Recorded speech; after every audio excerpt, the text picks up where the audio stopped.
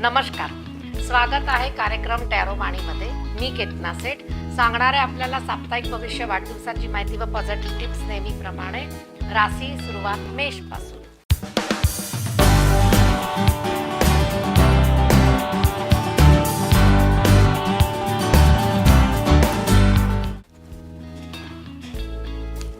मेष राशीला सन आणि मून हे दोन्ही काळ एकत्र आलेला आहे, म्हणजे आठवड्यामध्ये काही अशा दुर्घटना, चांगल्या घटना, धनाच्या घटना, नेगेटिव्हिटीच्या घटना आठवड्यामध्ये होणार आहे। एखादं लग्न ठरता तुटेल किंवा जर ठरलं असेल तरीही तुटेल। नवरा बायकोमध्ये भांडणाचे योग जास्त आहे, त्यामुळे या आठवड्यामध्ये असे काही विशिष्ट कार्यक्रम तुमच्याकडे होणार असेल तर त्याची सावधानता पूर्णतः तुम्ही ठेवायची आहे। कुठेही कारणीभूत कोणी होणार नाही आणि त्याच्या कारणामुळे तुमच्या घरामध्ये वादविवाद होणार नाही याची काळजी घ्या।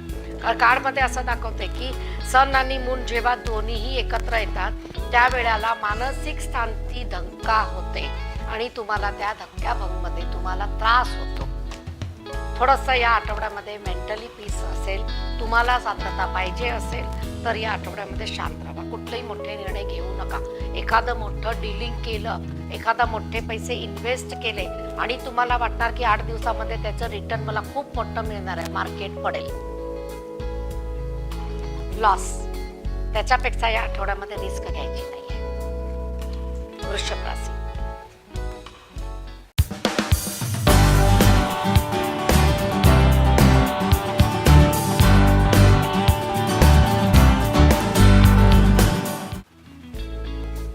वृषभ राशीला फुल कार्ड खूप टाइम नंतर आलेला आहे। असं दाखवते की अर्थ एलिमेंट आहे, तुम्हाला तुमच्या घरामध्ये वेस्ट दिशेला, म्हणजे तुमच्या घरापासून वेस्ट दिशेला काही कामं करायची असेल, कुठे जायचं असेल, लग्नासाठी प्रस्ताव आणायचे असेल तर त्या दिशेला तुमचा शोध चालू होईल। राहत्या घरापासून वेस्ट दिशेला तुम्हाला तुमचं राहतं वास्तू परत एकदा घ्यायचं असेल, इन्व्हेस्टमेंट करायची असेल, जमीन घ्यायची असेल तर ते मिळताना दिसत आहे। या आठवड्यामध्ये वेस्ट दिशेला तुम्हाला जास्त पॉझिटिव्ह आहे। दुसरी गोष्ट, घरामध्ये एखादा पैशाचा बंडल, काही रक्कम किंवा काही नोटा तुमच्याकडनं हरवणार आहे, हे नुकसान आहे। कारण असं दाखवते की मला आठवतच नाही मी कुठं ठेवलं, किल्ली कुठं ठेवली, जो नोटाचे बंडल कुठं ठेवले, पैसे कुठं ठेवले किंवा 4-5 नोटा कुठे गेल्या हे कळणार नाही। म्हणजे या आठवड्यामध्ये लिखाण करा, कुणाला किती वाजता कसे दिले किंवा व्हिडिओ फोटो करा, त्यामुळे तुम्हाला नंतर त्रास होणार नाही। मॅजिशियन कार्डचं म्हणणंच असं आहे की पर्सनॅलिटी डेव्हलपमेंटकडे तुमचं लक्ष चांगलं असू द्या तर तुमचं पर्सनॅलिटी डेव्हलपमेंट होणार आहे आणि ती नक्की करून घ्यायची गरज आहे। कारण मेष राशीला या आठवड्यापासून नवीन सुरुवात आहे, करायला हरकत नाही आहे। मिथुन राशी।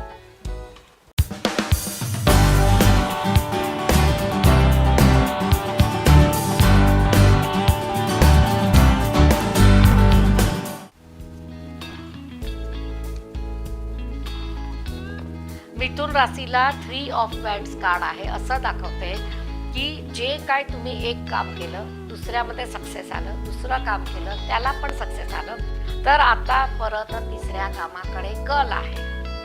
हे एक्सपान्शन आहे, तुम्हाला प्रगती आहे, हे प्लस व्हायला लागलेलं आहे। मग असं सगळ्या लोकांना होत नाही, पण ज्यांनी असे काही बिझनेस चालू केलेले आहे त्या लोकांना खूप चांगली संधी येणार आहे आणि खूप लोक तुम्हाला शाबासकी देणार आहे की तुम्ही एक स्टेप पायरी चढत आहे आणि ती पॉझिटिव्ह आहे।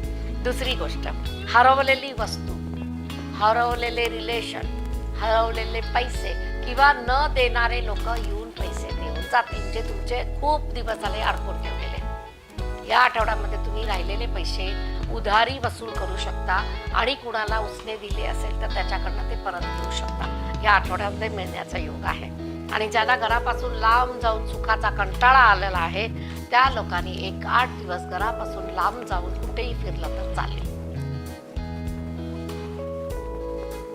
कर्क राशी।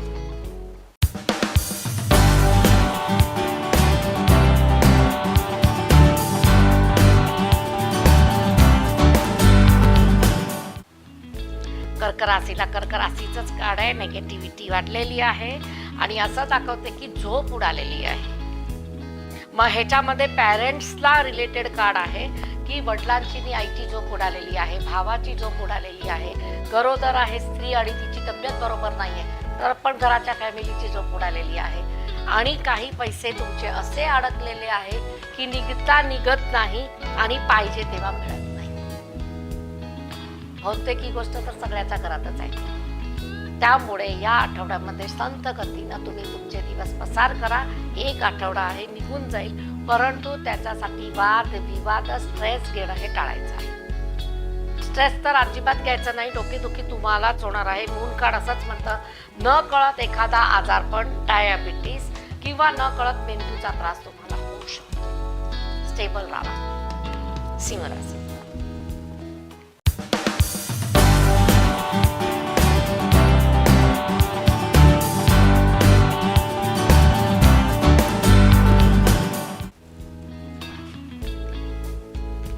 सेलिब्रेशन, पार्टी, तुम्हाला फिरण्यात जायची संधी, परत डेथ कार्ड आहे. म्हणजे आकस्मिक तुमचे प्लान्स होणार. प्लान्समध्ये जर तुम्ही खरे उतरला, पैसे वेळेवर भरले, समोरच्या लोकांना फटाफट पैसे दिले, तर तुमचा तो प्लान सक्सेसफुल होणार. 2 ते 4 दिवसानंतर विचार करून सांगितलं तर ते प्लॅनमध्ये तुम्ही नाही आहे, तुम्हाला निराशा पदरी पडेल. जर जायचंच आहे, फॅमिलीला घेऊनच जायचं आहे, प्लॅनिंग केलेलं आहे, तर त्वरित करा. प्रत्येक जण घरात बसते असं नाही. वॅकेशन आहे, काही ना काही फिरायची सोय असते, मुलाबाळांना फिरवायचं असतं, तर तुम्ही जाऊ शकता, पण विदाऊट प्लॅनिंग नाही. दुसरी गोष्ट, death card earth element card आहे असं दाखवते. खूप लोक आजारी आहे, ॲक्सिडेंटल डेथ आहे, त्या लोकांच्या घरामध्ये परत काही नेगेटिव्हिटी येऊ शकते. एखादी व्यक्तीला परत मोठी दुर्घटना होऊ शकते. मग रात्रीचा प्रवास टाळावा, खूप गर्दीच्या ठिकाणी जाऊ नये, वेळेवर जेवावे आणि पाणी प्यावे, ज्याच्यामुळे हेल्थ बिघडणार नाही. एवढी काळजी या आठवड्यामध्ये सिंह राशीच्या लोकांनी घ्यायची आहे. कन्या राशी.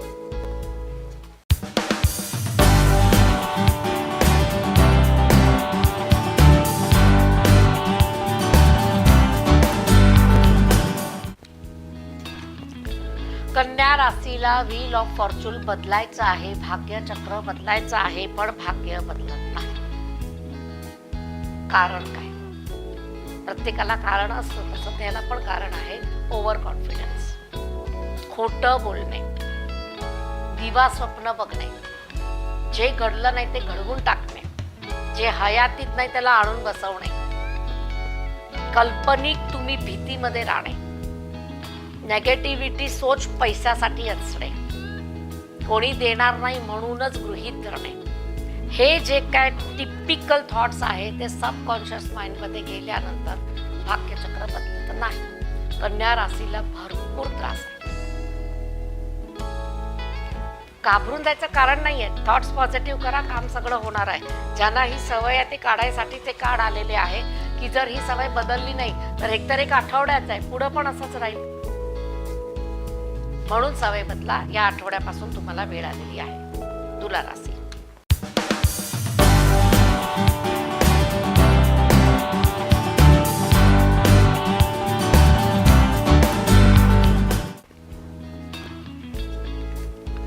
तुला राशीला आपल्या घरामध्ये काही ना काही दुरुस्ती करायची वेळ आलेली आहे आणि असं वाटतं की एक्स्ट्रा इन्कम, एक्स्ट्रा मनी आणि काही माणसाची मदत पाहिजे आहे.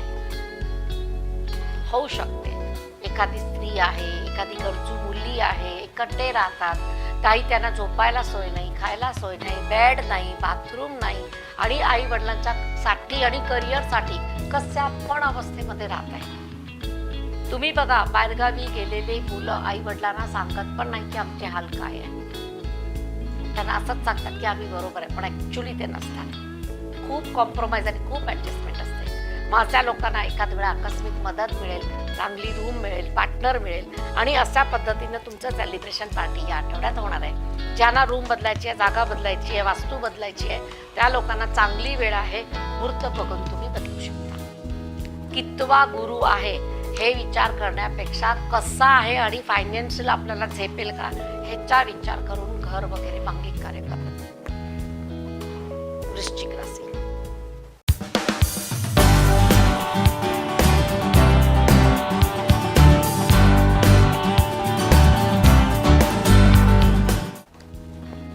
वृश्चिक राशीला मांगलिक कार्य झालेलं आहे, पण त्याच्यानंतर वादविवाद चालू आहे. जेवढा हौसेनं तुम्ही लग्न करता, जितके पैसे उडवता, जितक्या लोकांना मिरवता, we are something, destination wedding, आणि त्याच्यानंतर नवरा बायको 2 दिवसात तू खर्च डोक्यावर पडणार आहे. त्यामुळे या आठवड्यामध्ये असं काही तुम्ही प्लॅनिंग करणार असाल की लग्न ठरलंय, आपण खूप पैसा उडवूया, खूप लोकांना दाखवूया की आमच्यासारखं कोण नाही, तर नंतर पण तुमच्यासारखं कोण नसेल, कारण लोक मूर्खात काढणार. नवरा आणि नवरीला एकामेकाला समजून द्या, साध्या पद्धतीनं विवाह करा, पैसे वाचवा. आणि इथं मला जोडप्यामध्ये त्रास होताना दिसत आहे, ज्यांचं नुकतं लग्न झालेलं आहे. सहनशक्ती वाढवायला मुलींना शिकवा, हे गरजेचं आहे. किती त्रास असेल तर ऍडजस्टमेंट करायला शिकवा. लगेच 1 महिन्यात, 15 दिवसात, 4 दिवसात माहेर आठवण यायला नको. धनुराशी.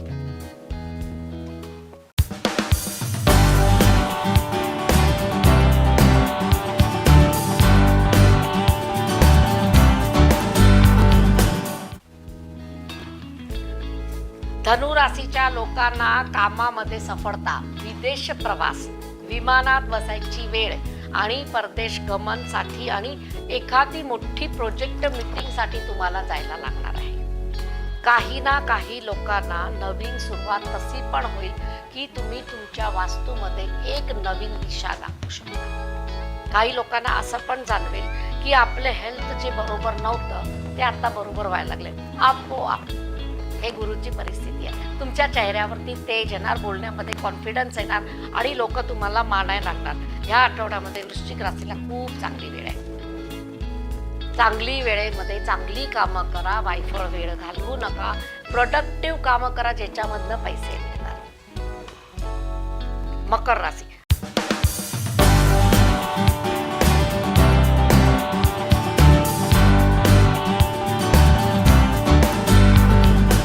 मकर राशीला त्रास चालू झालेला आहे. हार्टमध्ये वेदना दाखवतात, हेल्थ ना दुरुस्त आहे, खाण्यापिण्यावरती संयम गेलेला आहे. तेलकट, तिखट, वायफळ दोन्ही कार्ड निगेटिव्ह आहे. दोन्ही सर्जरी कार्ड आहे. जर तुम्ही लक्ष नाही ठेवलं तर अचानक पोटाची सर्जरी, डोक्यावरती सर्जरी किंवा टाके पडणे, ऍक्सिडेंट होणे आणि ब्रोकन हार्ट हे पण दाखवते की तुमचं एखादा रिलेशन ब्रेकअपला जाणार आहे. तर या आठवड्यामध्ये संथ गतीने सौम्य बोलून सगळं करा. हेल्थची काळजी खूप करा. जर बाहेरची खायची खूपच सवय पडली असेल आणि जिथं वाटेल तिथं ज्या वेळेला त्या वेळेला वेळेचं भान नाही तर हेल्थ ओके नाही आहे. डॉक्टरला संधी आहे. कुंभ राशी.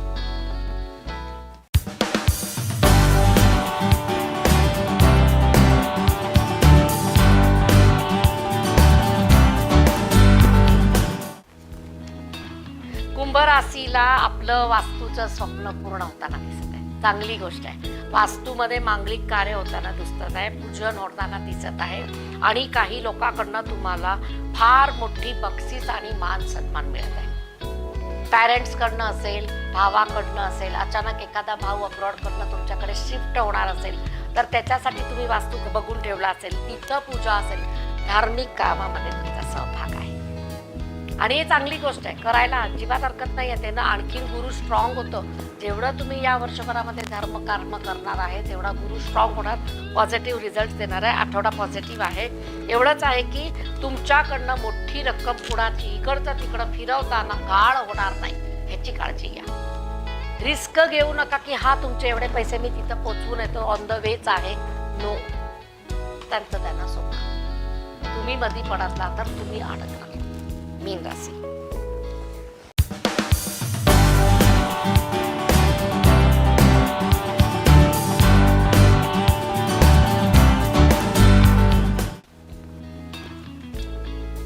मीन राशीला sun card, wedding card, world card, त्यामध्ये खूप एनर्जी कार्ड आहे. असे दाखवतात की तुमच्या स्वप्नाला पंख लागणार आहे, पंखपूर्ती होणार आहे आणि तुमचे स्वप्नाला जे दिशा पाहिजे होती ती आता दिशा मिळणार आहे. मग हे कोणासाठी आहे तर मुला मुलींसाठी. आता थोड्या दिवसात रिझल्ट लागेल. रिझल्ट लागल्यानंतर तुम्हाला कुठल्या देशाला, कुठल्या गावाला, कुठल्या सिटीला, कुठलं कॉलेज, हे सगळं चौकशी आतापासून करून घ्यायची आहे. फॉर्म्स रेडी ठेवा. कसे भरायचे पॅटर्न समजून घ्या. त्या दिवशी जमणार नाही, आत्तापासून प्रॅक्टिस करून घ्या. फॉर्म्स आले तर कसे येणार आणि कशी पॅटर्न असणार आहे. नंतर फोडाफोडी, चकाचकी, चेंजेस, बायोलॉजी घेऊ, मॅथ्स घेऊ, हे करत बसायचं नाही आहे. फिक्स फॉर्म भरून ठेवा, तेच कॉपी पेस्ट तिथं करायचं. दुसरी गोष्ट, वाहन व्यवहार आता तुमचे मोठे होणार आहे. ज्यांची वाहन खरेदी विक्रीचं काम आहे, मोठे वाहन ट्रॅव्हल करतात, बसेस वगैरे परचेस करतात, त्यांच्यासाठी पण वर्ल्ड कार्ड आहे. चांगले कामं होणार आहेत. आठवड्याभरामध्ये नावलौकिक खूप आहे.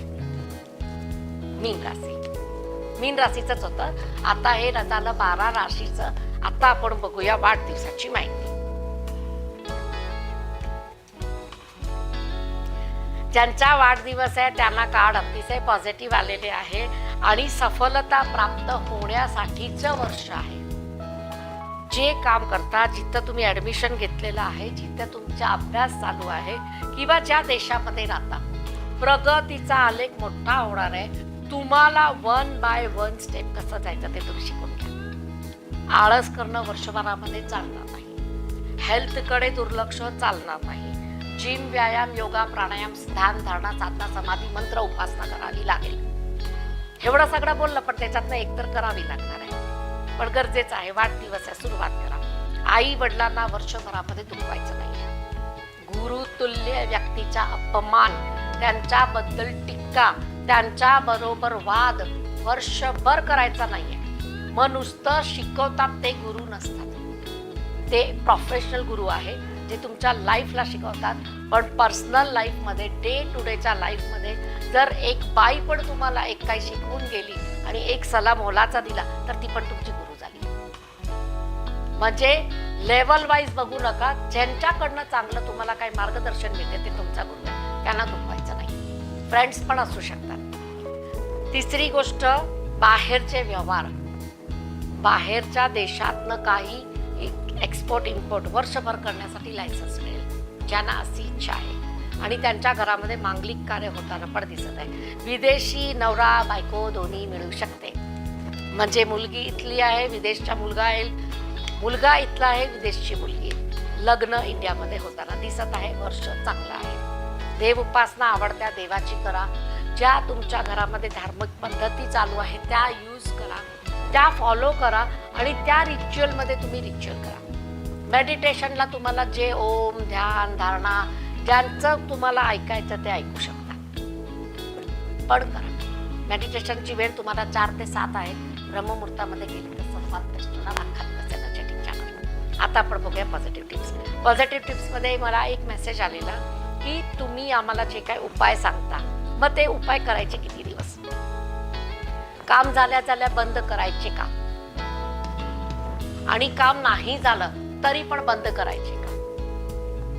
हे कसं आहे, डायबिटीस झालेला तर तुम्हाला औषध घेणं गरजेचं आहे, कडू खाणं गरजेचं आहे. बीपीची गोळी आयुष्यभरासाठी लागते. डायबिटीस कमी झालं, जास्त झालं, आयुष्यभरासाठी गोळी आहे. त्याला 1 दिवस गॅप घेतला परत तंत्र बिघडते. टीबी आहे त्या लोकांना 1 दिवस गोळी चुकली तर परत वर्षाचं गणित बिघडते आणि परत 1 to 1 चालू होते. मग मंत्र जप, उपाय, साधना हे पण अशीच आहे. असं नाही आहे की आज तुम्ही शुक्राला स्ट्रॉंग करायचे उपाय केले, 4 गाईला 4 केळे घालून आले, 4 चपाती 4 दिवस दिली आणि तुम्ही म्हणाला की मला घर, गाडी, बंगला पाहिजे, तर होणार नाही. मग सगळे तसंच करत असणार आणि गाईचे गोटेचे धंदे चालू करणार, रोज इथं पैसे येणार. हे उपाय सतत आणि सतत करायचे आहे. लाल किताबमध्ये तर कुठलाही उपाय 43 डेज आहेच आहे, 1.5 महिना. ते केल्याशिवाय तुम्हाला रिझल्ट नाही म्हणूनच सांगतात, कारण तुम्हाला ती सवय पाळतात. तिलक करायचा, माळ जप करायची, व्यवस्थित आसनवर बसून पूजा करायची, स्वच्छ कपडे घालायचे, रूम नेटकं ठेवायचं, हे पण एक पूजा आहे. हे डेली तुम्ही 43 डेज करा, आता तुमच्यामध्ये चेंज होणार. मग मंत्र जप, जे काय तुम्हाला गुरु रिच्युअल देतात, स्विच वर्ड आहे, स्विच नंबर आहे, कंटिन्यू करा. जर चांगलं झालं तर ते चांगलं टिकवायला नको. एकदा पैसा मिळाला तर आयुष्यात काय पैशाची गरज नाही पडणार का. पडणार आहे ना, मग ज्या उपायानं तुम्हाला फळ प्राप्त चांगलं होतंय, एखादी देवी देवता एखादा कुबेर तुम्हाला पावतोय, तर तुम्हाला त्याची पूजा सतत करायची आहे. काही लोक काय करतात की मला सांगतात, मॅडम तुम्ही हा मंत्र दिलेला, माझ्या मुलांनी काय केलं नाही, पण त्याच्यासाठी मी केला, पण माझा मुलगा तर फेल झाला. हे पण सत्यच आहे ना. आई वडीलच करतात, काही लोक मुलं मानतच नाहीये. मग त्यांना असं वाटतं की ऍटलिस्ट आम्ही आमच्या मुलासाठी करू, ज्याचा रिझल्ट त्याला मिळेल. पण त्या मुलगाचं रिसिव्हिंगच नाही आहे, त्याला तुम्ही त्याच्यासाठी करता, त्याला ते आवडतच नाहीये, तर ते त्याला लागू होत नाही. तुमचा ग्रह मात्र स्ट्रॉंग होतो सहन करायला, की त्याचा रिझल्ट निगेटिव्ह आलं तरी तुम्ही ते सहन करता. मग अशा वेळी तुम्ही तुमच्या मुलांना असं सांगा की जे काय आई वडील तुमच्यासाठी करतात त्याला ॲटलिस्ट रिसिव्हिंग तर व्हा, की हां तू माझ्यासाठी करतीस ना, ओके मी रिसीव्ह करतो, तू कर माझ्यासाठी काय करायचं आहे आणि मी वेळ मिळाला तर करेन. एवढं जरी मुलांनी केलं ना तर तुमचं ते पावर त्यांना मिळतं. एरवी नुसतं ती क्रिया आहे, जर त्यांनी तुमचं सहनच केलं. दुसरी गोष्ट, तुमच्या घरामध्ये वास्तूमध्ये दोष असेल आणि ते दोष काढायचे असेल आणि त्याच्यासाठी काय उपाय करायचे असेल, तरी पण तुम्हाला मंत्र जप दिले असेल, वास्तूचे उपाय असेल, काही रेमेडीज असेल, कंटिन्यू करायचे आहे, बंद करून चालत नाही. छोट्या छोट्या गोष्टीवरनं संसार चालत असतो आणि ते क्लिअर केल्याशिवाय आपल्याला पुढे जाता येत नाही. काही लोकांच्या घरामध्ये मी किती सारे देव बघितलेले आहे, ह्या देवाची पूजा ह्याचा उपवास, ह्या देवाची पूजा ह्याचा उपवास. तुम्हाला आता एवढे वर्ष ही सवय पडलेली आहे, बंद करू नका. फळ नाही मिळालं म्हणून चिडू नका. देवाची कृपा देर होणार, पण होणार. देर आहे दुरुस्त आहे असतं ना, तसंच तुमच्यावर होणार. पण श्रद्धेचा भाग आहे, श्रद्धा आली तर सगळं आलं. एक जातकाचा प्रश्न असा पण होता की त्यांनी विचारलेलं, मला अजिबात देवधर्म आवडत नाही, मी नास्तिक आहे, मी देवावरती विश्वास ठेवत नाही, मी कर्मठ आहे, माझे पप्पा कर्मठ आहे, आम्हाला कधी ज्योतिषाकडे जायची गरज पडली नाही. मग त्यांच्या घरामध्ये भरपूर लक्ष्मी पण आहे. मग त्यांना असं वाटतं की आमचं सगळं पुण्यच बरोबर आहे, तर आम्हाला कुणाला काय जायची गरज नाही, विचारायची गरज नाही, आहे तसं खाऊन पिऊन मोकळा होतो. पण ग्रहाची चाल आहे, त्या घरामध्ये एका व्यक्तीला राहूची महादशा लागली, एका व्यक्तीला 7.5 लागली आणि जेवढं होतं तेवढं हळूहळू बाहेर गेलं. अशी परिस्थिती आली की त्यांच्याकडनं चुकीचे निर्णय घेतले गेले आणि त्याच्यानंतर ते लोक चुकीच्या मार्गावर गेले, चुकीच्या लोकांना पैसे वाटत गेले आणि असे षडयंत्र त्यांच्या बरोबर झाले की कोर्ट आणि कचेऱ्या चालू झाल्या. आणि आत्ता म्हणतात की हे सगळं झालं कसं? घमंडमुळं. देव जेव्हा देतो तेव्हा पण स्वस्थ राहावा, एकदम नॉर्मल राहावा, नसेल तेव्हा पण नॉर्मल राहावा. परीक्षा आहे, पास व्हा. मुलांकडनं अपेक्षा ठेवता की खूप अभ्यास कर आणि परीक्षेला पास हो, हे पण संसाराची परीक्षा आहे, त्याच्यात पास व्हायला वेळ लागतो. आणि जे हुशार आहे ते लवकर होतात, त्यांना डिग्री मिळते, PhD होते. परंतु अशा घटना जेव्हा घडतात तेव्हा त्यांना ज्योतिष शास्त्राशिवाय पर्याय नाही. म्हणून शास्त्राला दोष देऊ नये. जे काय नियम देवानी बनवलेले आहे, कुलाचार आहे, धर्माचार आहे, संस्कार आहे, पाळायचे. वादविवादच नको. देवानी काय म्हटले क्लिअर झालं असेल ज्यांनी प्रश्न विचारलेला आहे. आणि हे जागृतिक प्रश्न आहे की लोकांना कळू दे. आणि मुलं हट्टी आहे, मानत नाही आहे, त्यांना आई वडिलांनी देवदेव केलेलं खपत नाही. किती नवरे बघितले बायकोनी देवपूजा केलेलं परवडत नाही. पण तुम्हाला माहिती आहे, जेव्हा बायका देवपूजा करतात सकाळी संध्याकाळी, ती तेवढी 10 मिनिटाची त्यांची भक्ती अख्खं घर प्रोटेक्शनला जातं. किती दुर्घटना आपल्या आयुष्यात होणार होत्या ते छोट्या छोट्या गोष्टीवरनं बाहेर पडतात. काच तुटतंय, काहीतरी घडी तुटतंय, तुमच्या घरामध्ये एखादं दूध उत्तूला जातंय किंवा चहा उत्तूला जातंय, हे सगळे सिम्पटम्स आहेत. त्याच्यामधनं तुम्हाला कळते की आपल्या घरातली दुर्घटना वाचलेली आहे. तर तुम्ही त्यांची पूजेला कोणी आडवे येऊ नका. पूजा आहे, मानसिक शांती आहे आणि ते त्यांचं मेडिटेशन आहे. त्यांना ओंकार करायला येत नाही, प्राणायाम करायला येत नाही, देवजन्म तिची मेडिटेशन आहे. तर त्यांचा आता निकाल व्यवस्थित त्यांना समजला असेल की आपण काय चूक केली आणि का आपली परिस्थिती अशी बदलली. आणि ज्योतिषशास्त्र किंवा कुठलंही शास्त्र त्याचं मार्गदर्शन आपल्याला घ्यायला का गरज आहे. ठीक आहे, तर प्रतीक्षा करा एकनाथ सेठची कार्यक्रम टॅरोमाणीमध्ये नेक्स्ट शनिवारपर्यंत. नमस्कार.